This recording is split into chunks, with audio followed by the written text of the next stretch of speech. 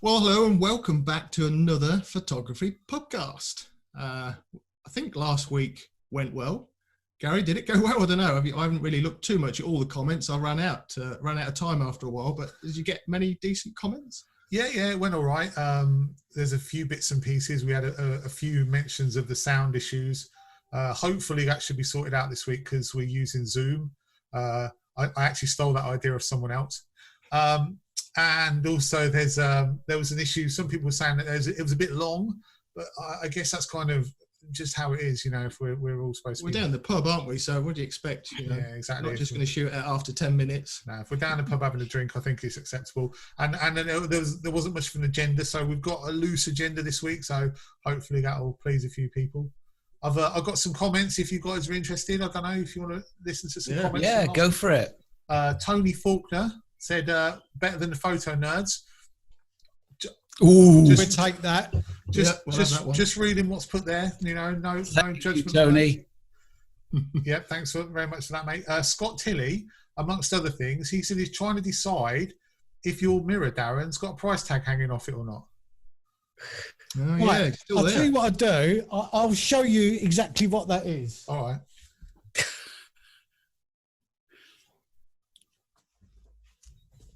Helen quite likes drawing and calligraphy, and she kind of quite often makes like little gift tags.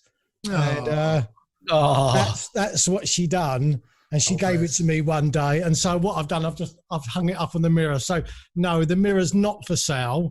It is a I love you little tag. Oh, bless. Love that. Sweet. Thanks for asking that, Scott. Yeah.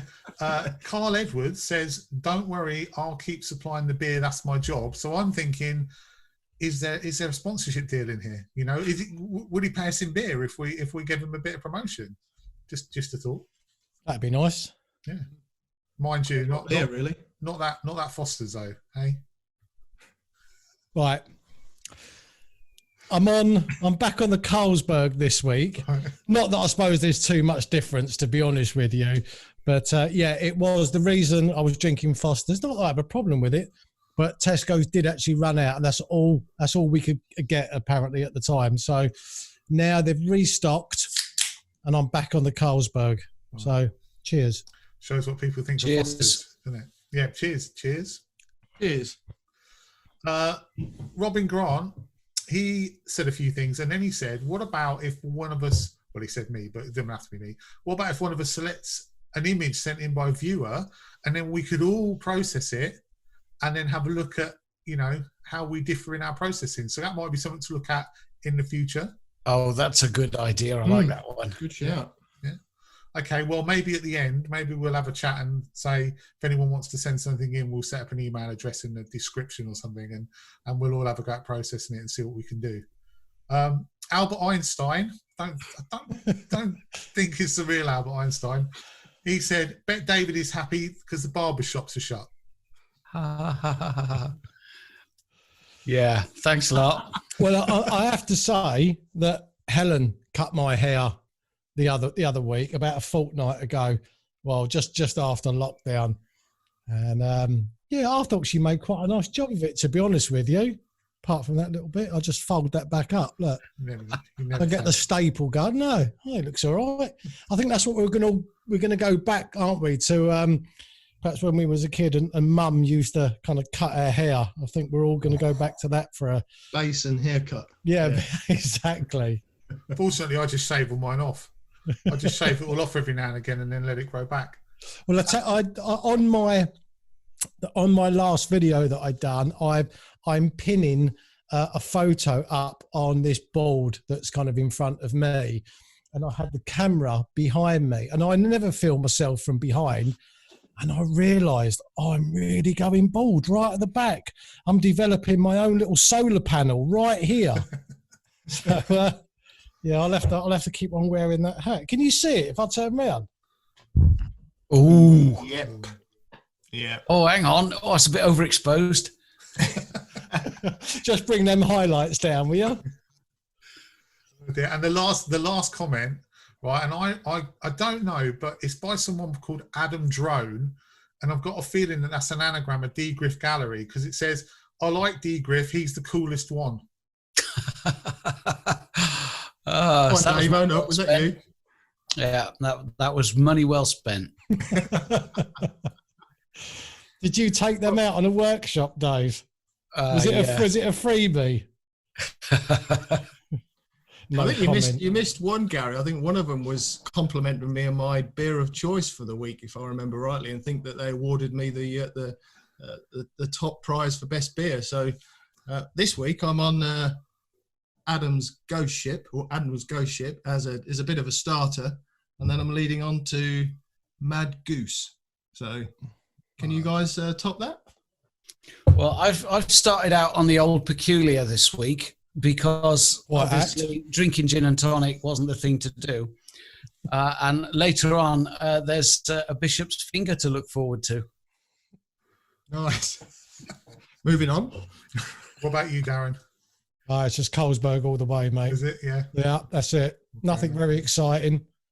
Well, I'm on the Estrella at the moment, and my next 2 bottles are also Estrella. So nothing new there. Nothing exciting going on, just the usual same old. I don't get down to the shop to go and buy any more beer. So, yeah, it's the same old stuff, really. Well, let's have a vote again in the comments and see if I win again. But I think, Old Peculiar and Bishop's Finger might run me quite close this week. No comment. What have we been up to this week then, chaps? I saw you've been out with your camera taking pictures of robins, Darren. How are you getting on with that? Do you know, I'm really enjoying it.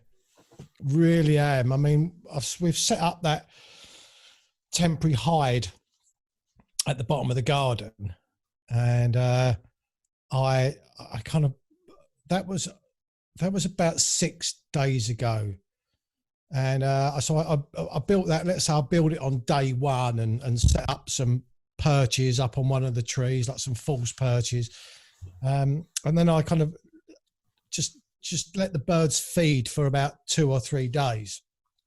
And then, so from about day 4 onwards, I think, I've been down there with a camera, and it's a lot of fun, but it's nothing that, I mean, I don't know if you 3 have ever tried like wildlife photography before, but it's totally different. I mean, when we guys go out, I suppose the most frantic points that we're really going to have excuse me, is like sunrise or sunset, just when that light is really changing, you've got to act like fairly quickly. But the most time we're kind of stood behind the tripod, and we can frame up, and then we can check our focus and check the histogram, do a test shot, review it. It's quite, thinking about it, it's quite a slow genre of photography that we do. Whereas the wildlife, that's just different gravy altogether.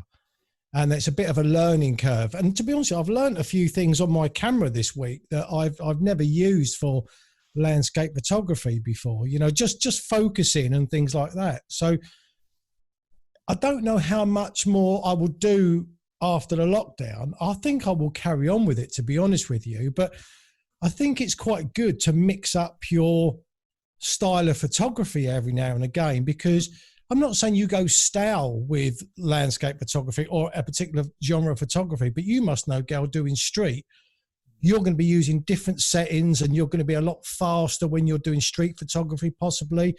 And that's how I felt. I've actually felt by being off this week and doing the wildlife, it's actually improved my skills a little bit more. And perhaps I might even take them into the landscape field when I go back. I think that's the thing. I think it's a whole different discipline. Like for me, I've done a bit of wildlife in the past. I've done some bird photography, but like for instance, street photography. Like you say, when you're shooting landscape, you are just spending your time, like quite a lot of time working out a composition, getting yourself in the right place, waiting for the right light, and getting all your settings right. But when you're doing street, and in your instance wildlife photography, it's much more off the hoof. You've got to, and that's one of the things you can almost get away with, I think, not having the perfect camera technique with landscape, because you've got so much time to set everything up, and you can say, well, this is on manual, if it's set F11, and if this one doesn't work, I'll just take the next one or the next one or the next one, and that'll work. Whereas with street photography, if your settings aren't right, you've missed that moment, and then that's gone. It's gone for good. You can't get that back. And I'd imagine it's exactly the same with landscape. And you almost have to learn your camera inside out for what you need it for. So if I need this, the autofocus to be like this, I need to check all the time: am I overexposed? Am I underexposed? Have I got the focusing correct? Is the shutter speed right? Because if you miss that moment, it's gone and it will never come back. Well, that was a typical example. I was down there yesterday, and I've got this log set up, and there was nothing on there. It was no birds at all, and I was sat there behind the camera, and then the histogram was right. It was well balanced. I couldn't obviously focus on a bird because there wasn't one, but I know roughly where they land, so I'd focus on this small knot on the branch, and as soon as a robin landed, a cloud moved across and everything went dull. So now I know that bird's only going to be on that perch for a maximum of about 5 to 10 seconds. Yeah. So now I'm fumbling with all the settings, and it takes a little bit of getting used to, because as I say, for us, we step back, we look at it on the tripod, we reach out quite slowly, but doing this, it's almost like a computer game, which I was never very good at, to be on the Xbox, where you've just got to know, instinctively where everything is, where all the buttons are. But I'm having a lot of fun with it, and it's I think I'm going to continue with this actually when we come out of lockdown. It's probably quite rewarding, isn't it, Darren, in terms of when you do get that shot? I think you did send a note of one that was a robin that was just flying off, and you got it in flight, and you got the wings flipping. Oh, it didn't come out that well. Oh, that's a shame. I was What I was going to say was, if you did get a shot like that, it's quite a rewarding style of photography, because you're catching something completely unique, aren't you? Well, that again, you see, that was when it was quite dull and quite overcast. So obviously you need a very fast shutter speed, but then the trade-off is a high ISO. And what I found over my limited experience this week is that, because we've had some quite nice weather this week, like blue skies, sunshine, and that does seem to be the best time that I found anyway for wildlife photography, because obviously your ISO can be low and your shutter speed can be quite high. And the one that you're referring to, I don't think, I can't remember. I think I was on about 1/1600th of a second for my shutter speed, but my ISO was at 2,500, I think 3,200.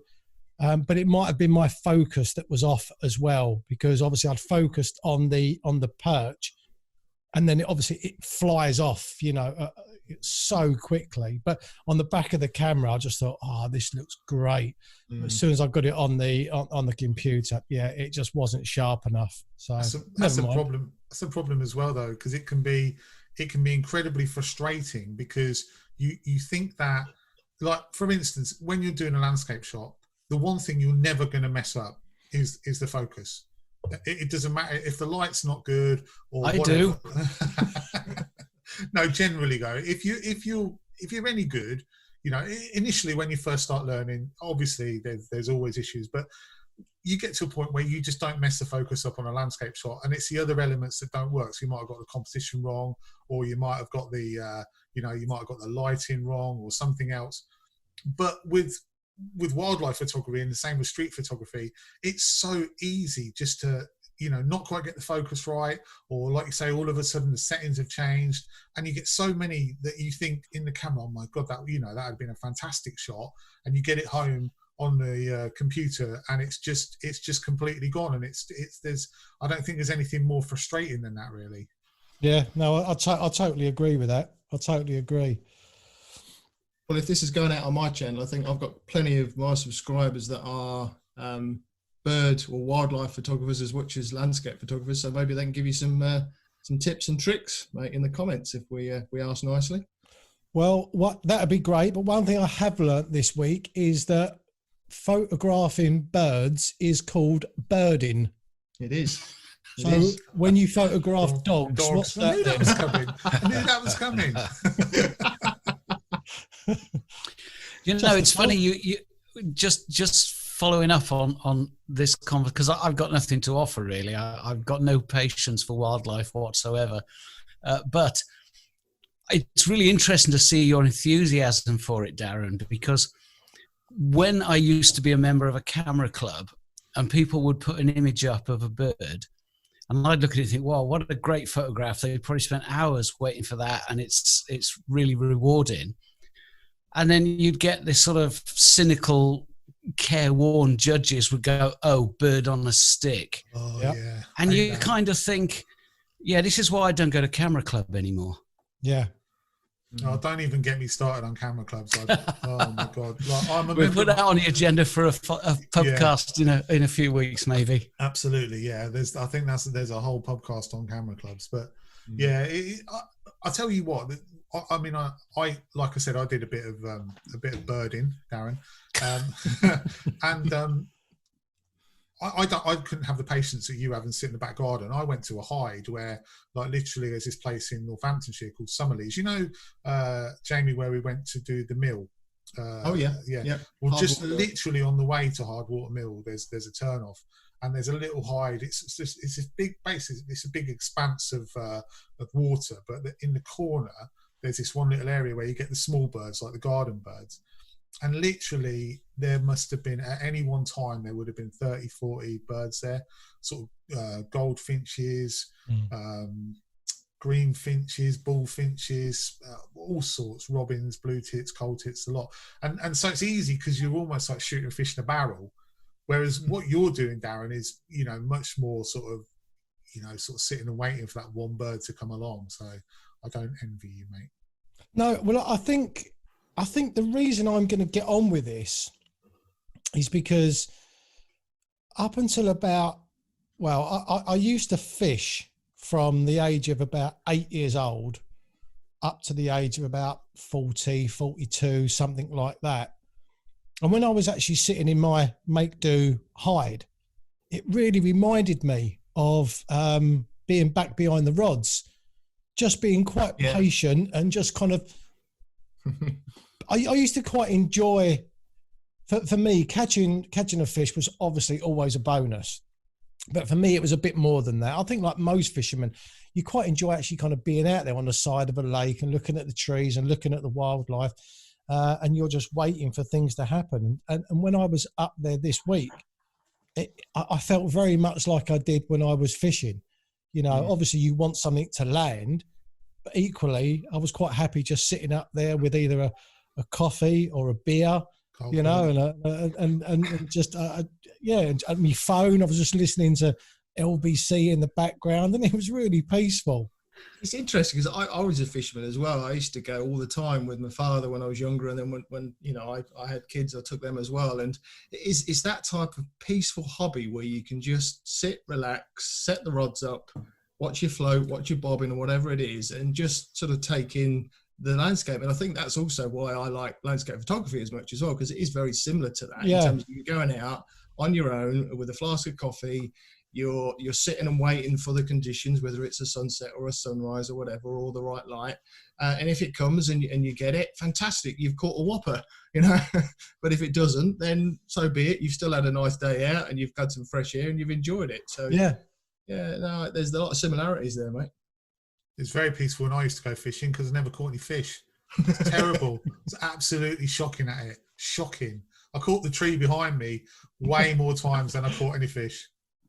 Yeah, that does happen, I must admit. But I think with the fishing, that's pretty much what got me onto astronomy as well. Fishing brought a lot of stuff, just not by the fishing, but you kind of, because I used to kind of go for 24 hours or a long weekend or sometimes a week. So, sometimes you'd catch a fish in the middle of the night, and then when you put it back, you can't just go to sleep straight away. So you'd sit outside, if it was a clear sky, I'd look at all the constellations, and then I bought a book on constellations. So when I went to France with some reasonably good skies, I'd sit out there with a book and try and work out what was above my head. So I think all my kind of astrophotography and astronomy all came from my fishing days. You're a fisherman, aren't you, Dave? Yeah, I run the fishing club on the lake, but it's slightly more active than the sort of fishing you boys do because it's fly fishing. So we don't just sit on a chair and watch the world go by. We have to work for it. Well, it's all gone quiet over there now. You picked the wrong hobby then. That's ridiculous. Working for it. Yeah, but on the plus side, I get to eat what I catch. So there's a benefit to it. I come home with a product, much in the same way you do with landscape photography. I've got something to show for it. Okay. So we did make a bit of a loose agenda, as we said at the beginning of this. So one of the things, David, I think you said that you maybe would like to have a conversation or debate about was Facebook friends. So people, followers that come and ask you to be their friend on Facebook. And you've never heard of them, you never met them, you don't know who they are, and the debate about whether we do, whether we don't. So yeah, do you want to lead that one, mate? Well, you've just led it. No, well, you opened it. It was yours. Yeah. Well, no, I mean, I get it quite a lot. People get hold of me on Facebook and invite me to be their friend, and I just feel really bad when I have no idea who they are. I guess the only thing we've got in common are probably some mutual friends, probably photographers, almost certainly photographers, apart from Ivanka from Kiev and her friends that are always wanting me to sign up with them. But yeah, and I sort of think, well, if I'm going to be friends with somebody on Facebook, it's not just, I'm not hoovering up numbers. So, look how many friends I've got, because that's ridiculous. You know, there are people out there who I've met. A good example, a couple of guys that I met when I was in Canada. So there was Mike Goodwin, who I sort of knew beforehand, but the nicest person you could ever wish to meet and spend a few days with. Absolutely brilliant. And so now, with the magic of Facebook, we can keep in touch. And it's great because the likelihood of me, sitting across the table having a beer with him anytime soon is pretty slim. And there's another chap who's a photographer from Hamilton who lives near Mike called Dave, and I can't pronounce his surname, Erau, astonishingly good photographer. And it's people like that I'm really happy to be friends with on Facebook. But the sort of people that get in touch with me probably 2 or 3 times a week and invite me to be their friend, and I sort of think, well, if I say yes, it's all a bit fatuous.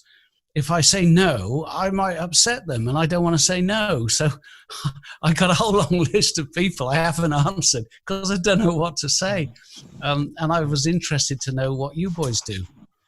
Yeah, I was going to say, I'm more or less the same. I've got quite a few sitting pending, really waiting for my decision. and the way I look at it, my Facebook, I've got my photography Facebook page, and I've got my personal Facebook page. And I think if I accept people as a friend on my personal Facebook page, then they're a friend, and I'd like to have at least met them once, as you say, or have chatted with them online, or you get an understanding of who they are, what they're about, and the rest of it. But some people that just ask to be your friend, and they're probably doing it because maybe they're one of their subscribers or followers on social media. Yeah. And they want to connect, and I get that 100%, but they're probably wanting to connect because they want to see photography, and they're not going to see that on my personal Facebook page because I don't post my images on my personal Facebook page. So, but I do feel a bit guilty just ignoring them, and the last thing I want to do is decline them because that's even more of a rude thing to do. So it's a bit of a conundrum. So it was an interesting question. I don't know what the answer is. I tend to find that a lot of people want to connect with you because they want you to join their group. It's really odd. Most of the people a lot of the people who befriend me or who add me as a friend on Facebook, because I don't know, I've had this thing, I never go out and add friends. No, I do go out. I never go out and add friends. I will always sort of almost like wait for people to come to me to add as a friend.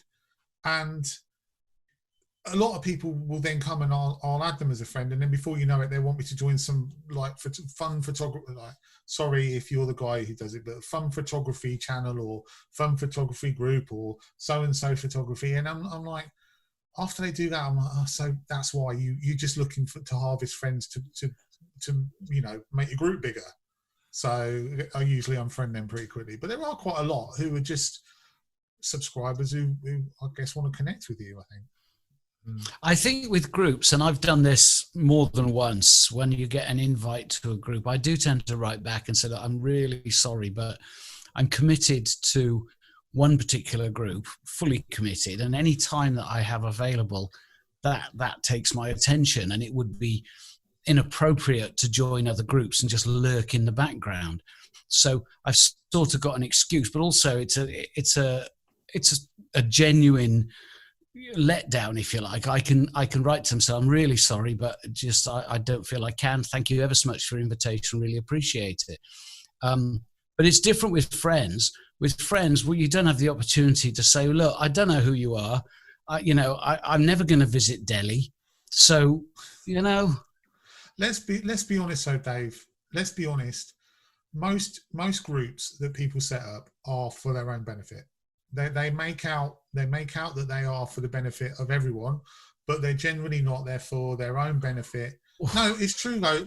We're straying into some territory here, aren't we? Look, I don't think there's an issue with saying that, because people want to, like, they want to better themselves. They want to forward themselves or forward their brand or whatever in terms of photography, and it's usually vloggers. And they set up groups because they want to forward their brand and get their name out to more people. They don't. I look at the group that we're involved with, UTOGs, and to me, that's a genuine community. For me, I feel that's a genuine community, because there's no real star of it, and it's all about everyone getting together. And there's a lot of chat on that. Whereas you get a lot of groups that are set up, quite a few recently, where they're just like places for people to drop their latest video. Here's my latest video. No one comments on it. A couple of people like it, and then move on to the next post about someone dropping their latest video. And that is all about people trying to grow their channels, rather than what I consider UTOGs to be a community. Yeah, I mean, it's actually quite difficult to rein it in. Groups have a tendency to evolve in that direction by they've sort of got a momentum, and it's difficult to stop that happening. I made an attempt, and we all know how that turned out. But no, you're right, and I think that obviously photography groups and that is probably a whole other conversation that we might add into a future pubcast, perhaps. Probably one that I can annoy everyone with, just alienate every viewer. I do jump into UTOGs is probably the only one now that I well, no, actually that and Mally's Let's Create. So UTOGs. Oh yeah, Mally's Let's Create. That's I think that's he's got a great community on Let's Create. Yeah.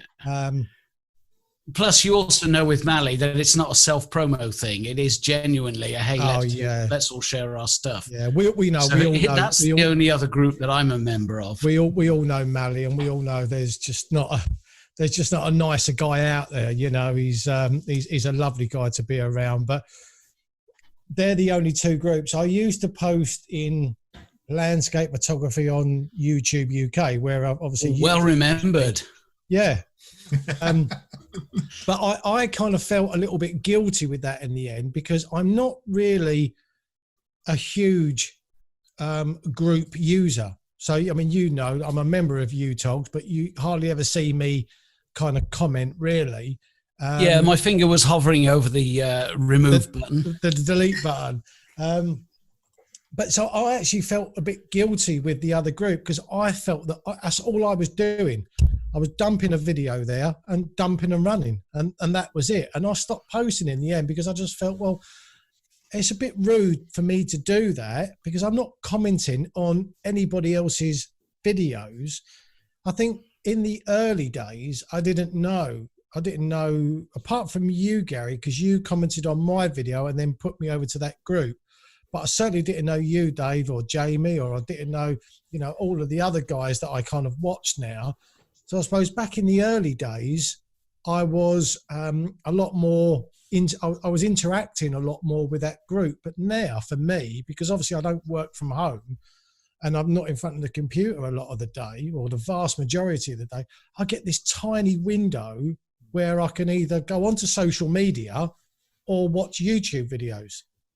And, and that for me is probably 45 minutes to an hour a day, whether it be half hour in the morning, half an hour in the evening. And so there's not enough time for me, I don't feel, for me to interact like possibly I should do. But yeah, that's why I stopped using landscape photography on YouTube, because I thought it was.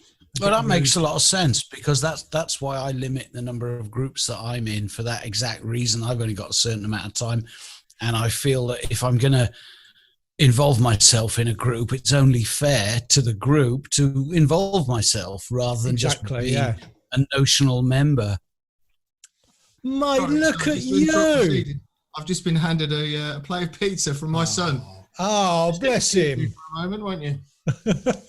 Oh, see, I've got no idea what's happening because my videos all froze up about half an hour ago.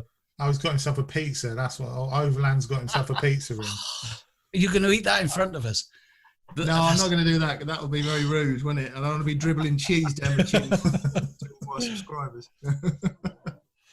So talking of vlogs then, what have we watched this week? Have we got any standout vlogs that we want to call out this week from anybody? Anybody watch anything decent they want to share out? I'll go. I watched a couple. One by Simon Byrne. I don't know if you saw it, where he was talking about a specific picture of a tree, and yes, I did see that. I didn't comment. Brilliant video. Yeah, very good. But it made a really excellent point, didn't it? It really made a good point about how people perceive that a landscape shot has to be processed in a certain way, and it has to have a certain formula in terms of its composition. And I really like the fact that he said, no, there are many different ways that you could look at this image and you could process it. And at the end of the day, his core message, which I really like, was it's down to you. Yeah. You're the photographer. If you like it, that's what's important. It isn't important what everyone else thinks and what they tell you that you should or should not be doing. So, yeah, I really enjoyed that one. And I also I've been enjoying a lot of the ones by Mikey McManus, all the lockdown, lowdown ones. I think he's a bit of humour. He's a funny guy, and he's really good. He made a bit of a dodgy one where someone was on it. I can't remember who it was, but some dodgy geezer was on it doing an interview. Was that you, Dave? I can't remember, but they're very good. Who kept his answers really short and snappy. Yeah, They're not like the rest that went on a bit. Yeah, I know. I enjoyed that. I've been enjoying Mikey. I really like him as a filmmaker. That's a really good point. See, now Mikey, and I made the point when I signed off on that to say to people, this is a guy who's making some exceptionally good quality content, who really should have 10 times the number of subscribers that he's got. So anybody watching this, if you haven't checked out Mikey McManus, get over there and check him out, because he's a really, really good filmmaker. He's an engaging... I've not seen any of his videos. So you're oh, Darren, where have you been? Oh, he's been in a hide. I've been in a hide. Yeah, no, his sense of humour and the way he delivers them is brilliant. It really is. You know, he comes across really, and these lockdown lowdowns he's been doing are excellent. Just short snippets of him, a bit of history of what happened on the day, and then he asks. I think he sends things out on his Twitter feed, asking questions, and they're not the normal questions. They're quite sort of humorous questions that he'll get asked. They are. So yeah, he's good fun, really good fun. There's somebody I'd like to mention, if I may. Of course. And if I say this, I wonder who can get it. Hello, and welcome to my YouTube channel. Hey, Rob Oughton. Rob Oughton. Exactly. Hey. Now, my video of the week was from Rob Oughton because A, this is a guy who works in the NHS, so come on. Yeah. And B, he's doing what everybody else is having to do, which is shoot in his dining room. And he put a video out of a still life shot of a vase full of dead daffodils. And it was brilliant. So the first shot was excellent, wasn't it? The very first shot was really good. Yeah, I was really impressed with that. And I've got all the time in the world for Rob. He's the nicest guy you could wish to meet. So again, I beg of you, if you haven't checked Rob's channel out, give it a go. Yeah, in actual fact, I've got his video half watched behind the screen. I can see now. I was watching it before we started on, so I haven't quite seen the end result of his still life yet. I won't spoil it for you, but it's brilliant.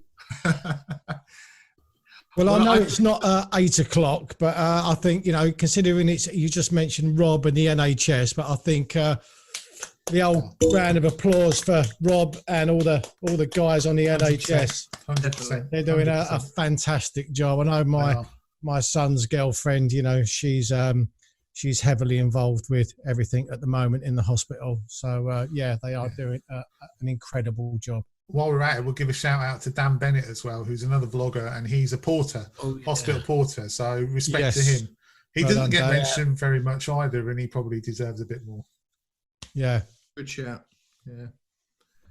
Well, I think one of the vlogs I watched that I thought was pretty creative was one of Tim Day's. I don't know that was really good, wasn't it? I thought that was really clever. So Tim's been out and been doing a lot of walking vlogs, and I think he's got a little bit of criticism about him going out to his local woods, but we won't get into that. But one of the vlogs he did post up this week that I watched was he created a bit of I think it was something like Grand Theft Auto, gaming video that he posted, but it was himself going out taking pictures of the lighthouse, and the way he edited it and put it together I thought was really creative, and I thought definitely worth a shout out. So well done, Tim. That was a cracking job. Yeah, and I've got to say as well with that, well baited everybody by putting the picture of the lighthouse up and saying this is coming out at 12 o'clock.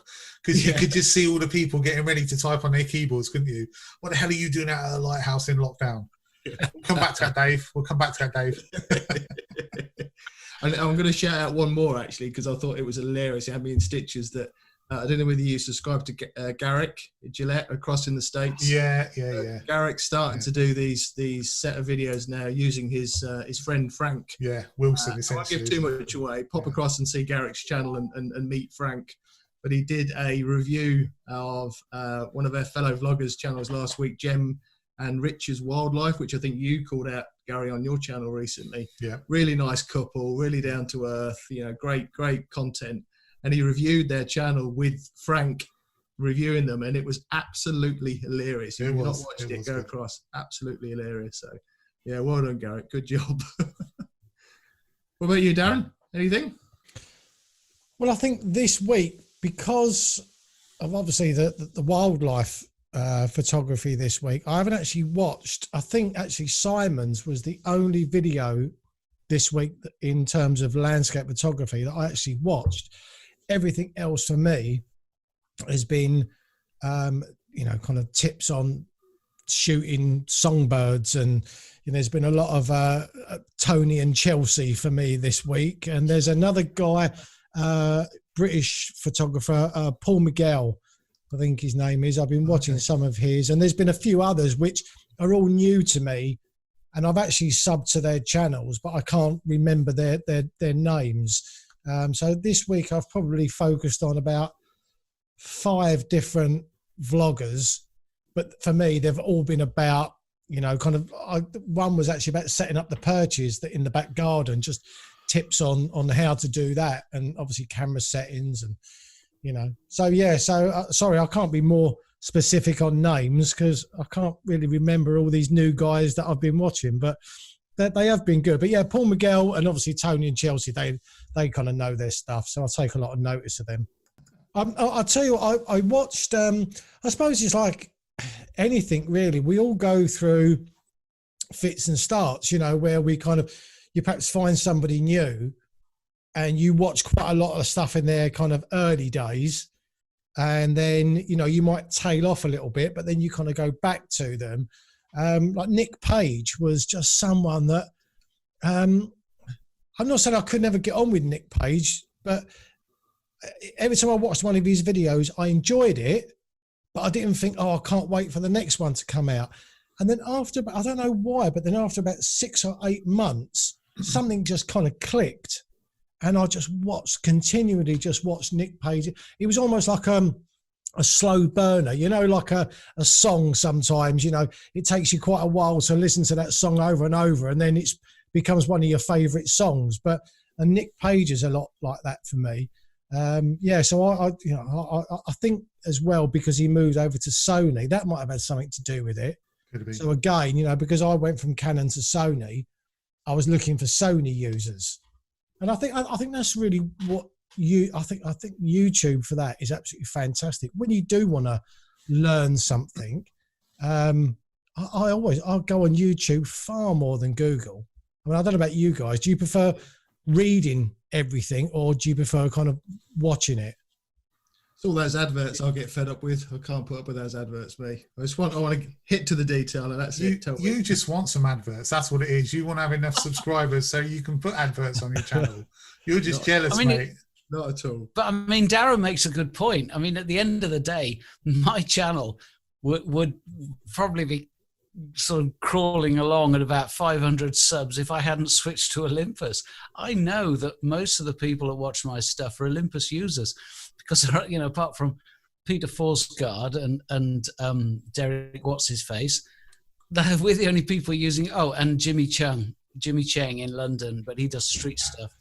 But that helped me immensely build up an audience, because it was Olympus. And yet, when was the last time I even mentioned the fact I've got an Olympus system? I don't do how to use Pro Capture or how to use whatever else. I just take pictures of mountains. Yeah, because I must say, your channel just seemed to rocket overnight when you released that. Yeah, it did. When you released that video, didn't you? Sorry, I'm laughing at Gary. Yeah, I know. It's a nightmare. Just shut the door and leave. Very professional. Sorry about that. No, you can't reach it. Just leave it now. Leave it. Shut the door. Go out. I can't see anything. I have no idea what's going on. Can you not see nothing, Dave? Not a thing. Oh, I think what it is, I think Mrs. G is downloading back issues of EastEnders or something. So I'm going to have a word with her, because I think she might have bollocksed up my internet connection. Need one of them. You've done well, Dave. 50 minutes in before you've needed that, so you've done well. Yeah, sorry about that. That was just my daughter coming in. We got a load of food. I'm going to sound really good now. We've got a load of food that we're going to give to the food bank. And It was in this room.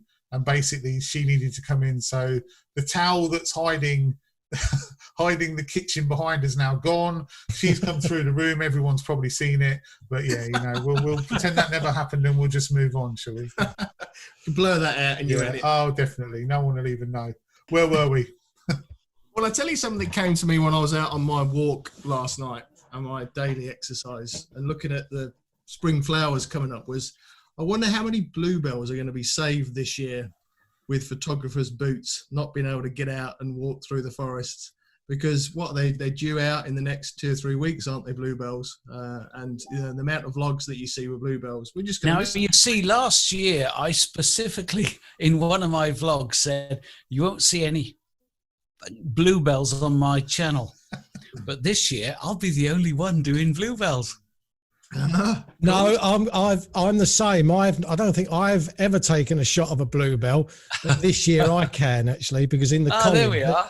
They've got bluebells in the college grounds. At least there'll be some usage for ICM then again this year, because that's the only time ICM ever gets used. A little bit in the autumn when people don't know how to take pictures of trees, and then again in the spring when people don't know how to take pictures of bluebells, they get the old ICM out. Oh, and when Darren doesn't know how to take pictures of the beach as well, I forgot about that. Oh, that was a bit harsh, wasn't it? I think you did a brilliant job, mate. Don't let him put you down. Not just that though.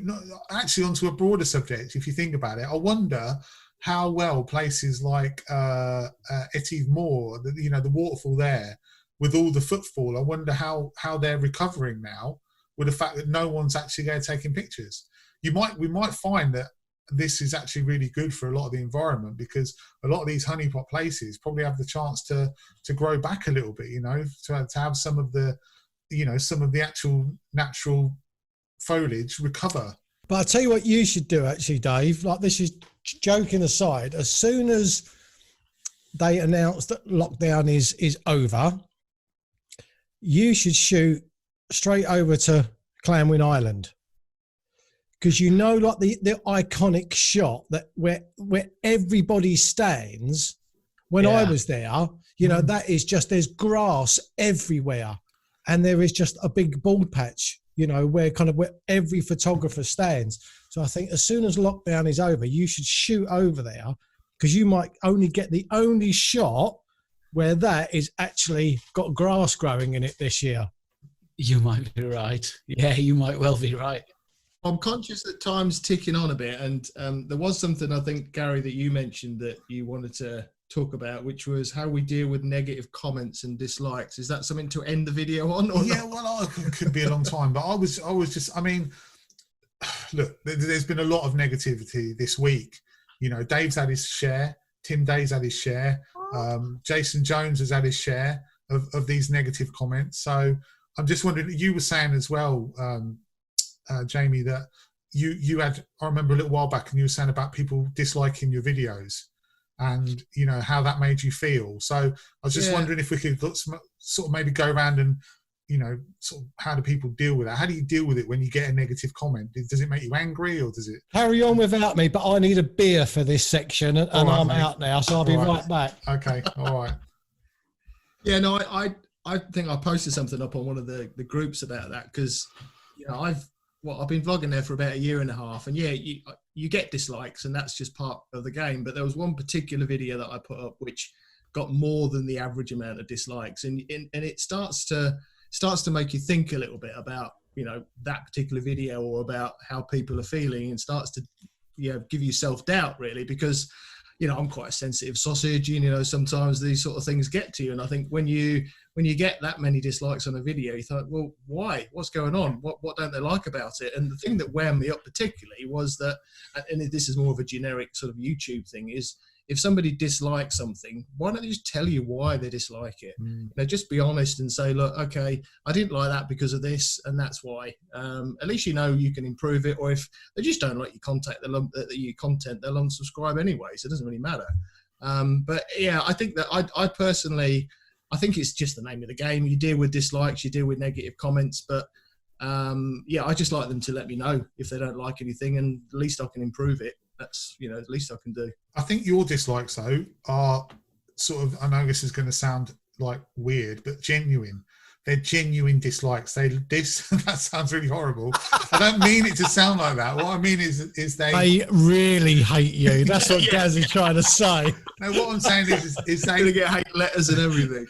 They've got a genuine dislike for the video rather than you as a person. So, like, for instance, I went through a period, and I still get them every now and again, where I'll get 4 or 5 dislikes before anyone's even had a chance to watch the video. It hasn't been out long enough, and suddenly it'll go boom, boom, boom, dislike. And I think, well, clearly there are people who are out there. Well, it's true. There are people who are out there who are literally waiting for my videos to drop.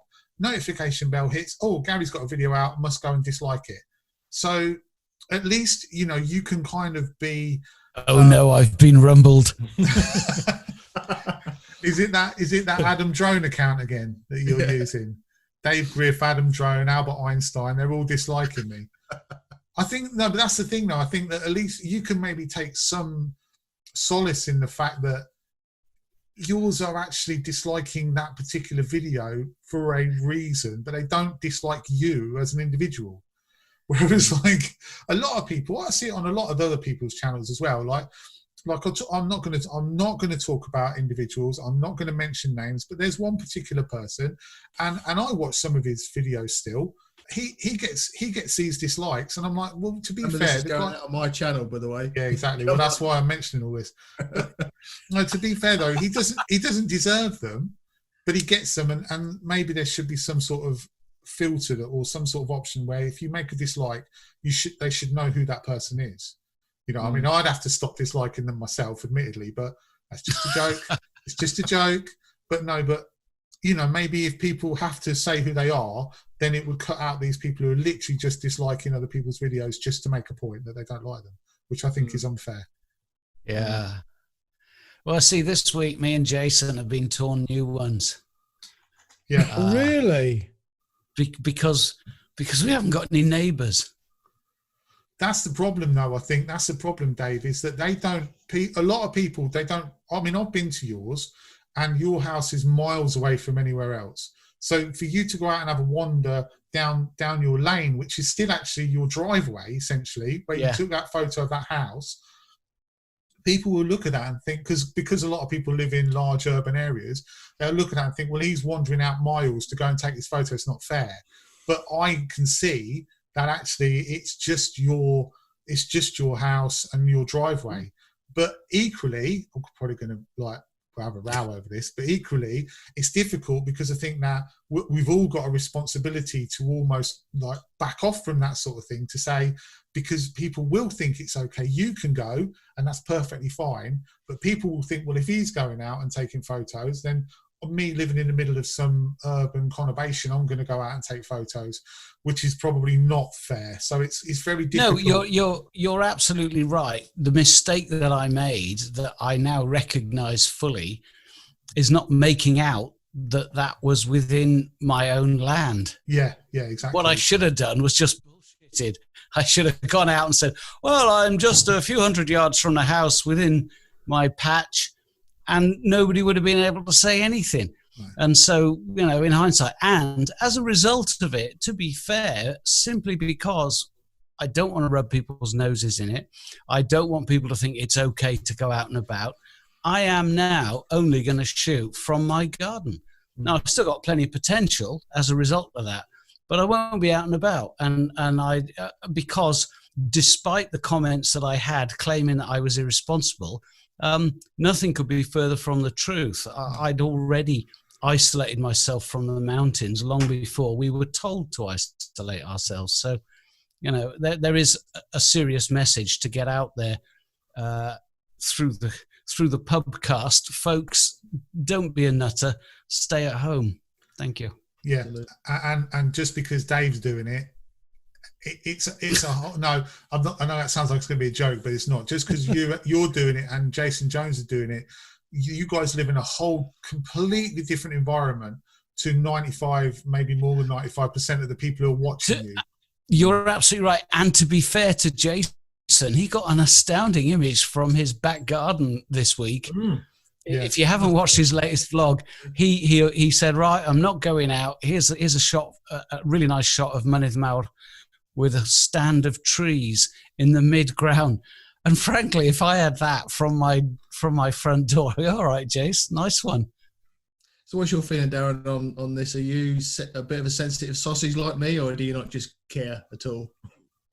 Right. Well, on the whole, I don't get any negative comments. 95% of the comments that I get are quite positive, with the other kind of like 4.5% just kind of being like, just a bit of, perhaps a little bit of criticism, constructive criticism, which is absolutely fine.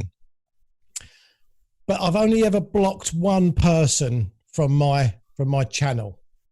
And I was going through a kind of a bit of a rough time at the time. It's no strangers to this, because I'll put it out there. But obviously, like we lost kind of Helen's gran, and we all go through things. That's the things that people don't realise. We're all, we're all kind of making these videos, but then times change. I mean, I might make a video, I might not release it for 2 weeks. And when I might see all kind of happy and buoyant at the time on the video, when the video comes out, I might be going through, a pretty tough time, which I was at that particular time when I kind of released a video. And this comment just came in, and I really can't even remember exactly word for word what it said, but it just kind of started off with, "Oh, are you mad or something? Why didn't you?" And I just thought, who the hell are you? Oh. Honk. But I won't even do it. We'll bleep it.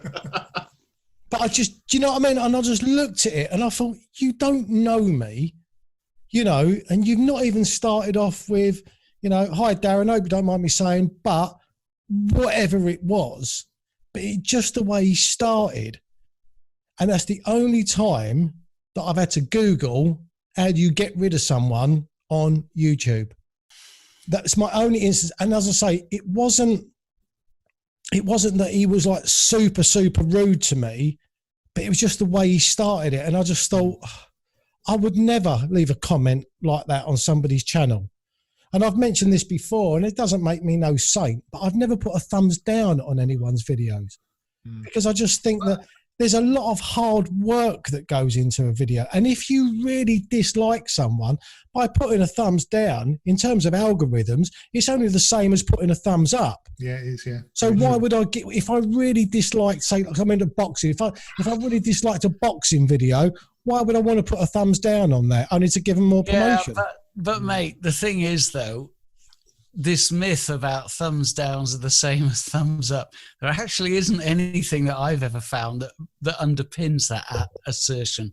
The thing about it is that, and you know, you're absolutely right to feel the way you felt in that situation. There's no two ways about it. But what I kind of learned really early on, because my videos were so rubbish, I got some pretty negative stuff quite early doors.